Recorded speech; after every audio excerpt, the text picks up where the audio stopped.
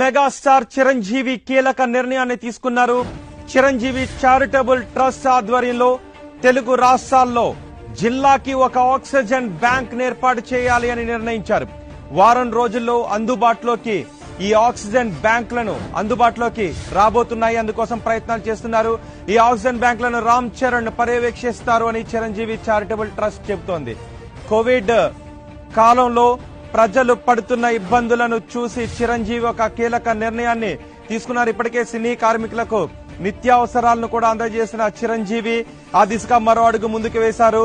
Oxygen అందక ఇబ్బంది పడుతున్న ప్రజలను ఆదుకోవడానికి తన వంతుగా జిల్లాకు ఆక్సిజన్ బ్యాంకును అందుబాటులోకి తీసుకుని రావాలనే కీలక నిర్ణయాన్ని తీసుకున్నారు. ఈ ఆక్సిజన్ బ్యాంకులను రామ్ చరణ్ పర్యవేక్షిస్తారు అని చిరంజీవి చెప్తున్నారు. తెలుగు రాష్ట్రాల్లో జిల్లాకు చిరంజీవి ఆక్సిజన్ బ్యాంక్ అందుబాటులోకి రాబోతోంది. వారం రోజుల్లో ఈ ఆక్సిజన్ బ్యాంకులు జిల్లాలో అందుబాటులోకి రాబోతున్నాయి. వీటిని రామ్ చరణ్ పర్యవేక్షిస్తారు అని చిరంజీవి చెబుతూ ఉన్నారు.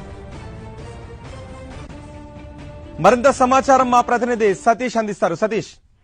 రోహిత్, మెగాస్టార్ చిరంజీవి సమయానికి రక్తం దొరక్క ఎవరు మరణించకూడదనే సంకల్పంతో 1998లో చిరంజీవి బ్లడ్ బ్యాంక్ స్థాపించారు. అప్పటి నుంచి కూడా తెలుగు రాష్ట్రాల్లో కొన్ని లక్షల మందికి కూడా ఆయన బ్లడ్ బ్యాంక్ ద్వారా ఆయన రక్తాన్ని పంపిణీ చేయడం జరిగింది. అలాగే ఇప్పుడు ఈ కోవిడ్ సమయంలో ఆక్సిజన్ తోటి ఎంతో మంది చనిపోతున్నారు, ఎంతో మంది బాధపడుతున్నారు అనే ఉద్దేశంతో ఇవాళ చారిటబుల్ ట్రస్ట్ ఒక సంచలనమైన నిర్ణయం తీసుకుంది. మెగాస్టార్ చిరంజీవికి సంబంధించిన చిరంజీవి చారిటబుల్ ట్రస్ట్ ఆధ్వర్యంలో ప్రతి జిల్లాల్లో రెండు రాష్ట్రాల్లోని ప్రతి జిల్లాల్లో కూడా ఒక ఆక్సిజన్ బ్యాంకు ని నెలకొల్పాలి.